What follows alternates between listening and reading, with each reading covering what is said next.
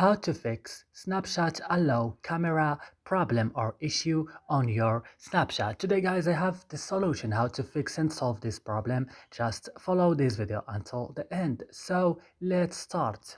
First you will just go to the settings of your phone and you will go directly to apps or applications.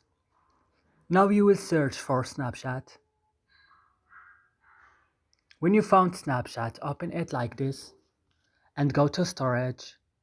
And then go to the last button here, clear data, click OK and back again to force stop, click OK and back to your home page and go to Play Store, and update Snapchat again. And that's it guys, I hope this video is helpful for you. Do not forget to like, also subscribe in our channel and see you another video.